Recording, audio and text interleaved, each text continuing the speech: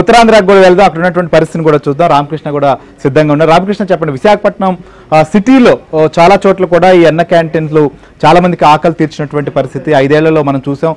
సాధారణమైనటువంటి పట్టణాల్లో కూడా ఎక్కడైనా భోజనం చేయాలంటే 100 రూపాయలకు తక్కువ లేనటువంటి పరిస్థితి. విశాఖపట్నం లాంటి సిటీలో ఎలాంటి పరిస్థితిని ఎదుర్కొన్నారు ఈ క్యాంటీన్లు లేనప్పుడు? సో వాటిని ఆ క్యాంటీన్ ఏదైతే భవనాలను అసలు ఏదైనా వినియోగించారా, అసలు అట్లనే పాడుపెట్టేసినటువంటి పరిస్థితులు నెలకొన్నాయా? సో ప్రస్తుతం అక్కడ ఏదైనా తిరిగి పనులు స్టార్ట్ చేశారా నిన్నటి నుంచి?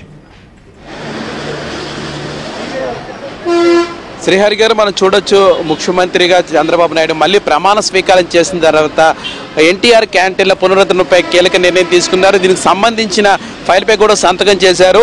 గతంలో కూడా చంద్రబాబు నాయుడు ముఖ్యమంత్రిగా ఉన్నప్పుడు మనకు తెలుసు 2014-19 కాలంలో కూడాను విశాఖ జిల్లా వ్యాప్తంగా అన్నా క్యాంటీన్లు ఏర్పాటు చేశారు. మనం ప్రజెంట్ తాడిచెట్లపాలెం దగ్గర ఉన్నాం. ఇక్కడ కూడా అన్నా క్యాంటీన్లు కూడాను గతంలోని చాలా విజయవంతంగా నడిచేది. అలాగే పేద ప్రజలు, హాస్పిటల్ దగ్గర ఉన్నవారు అందరూ కూడా ఇక్కడికి వచ్చి భోజనం చేసేవారు. కేవలం 5 రూపాయలకే భోజనం చేయడం వల్ల చాలా మంది పేద మధ్యతరగతి ప్రజలకి ఎంతో ఉపయోగంగా ఉండేది.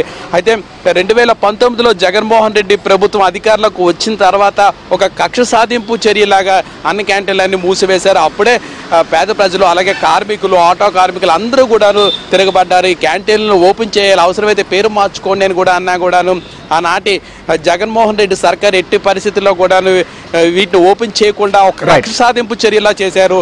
ఒక రకంగా చెప్పాలంటే పేద ప్రజల ఉసురు జగన్మోహన్ రెడ్డి తగిలిందని ఇక్కడ కార్మికులు కూడా అంటున్నారు. అందుకే ఆ ప్రభుత్వం పోయి ఇప్పుడు మళ్ళీ తెలుగుదేశం పార్టీ వచ్చింది. చంద్రబాబు నాయుడు ముఖ్యమంత్రిగా అయ్యారు. అయిన వెంటనే 5 సంతకాల్లో ఒకటి అన్నా క్యాంటీన్ల పునరుద్ధరణ చేయడంపై ఇక్కడ ఉన్న కార్మికులు, పేద ప్రజలు అందరూ కూడాను హర్షం వ్యక్తం చేస్తున్నారు. శ్రీహరి, రైట్, మనం చూస్తున్నాం.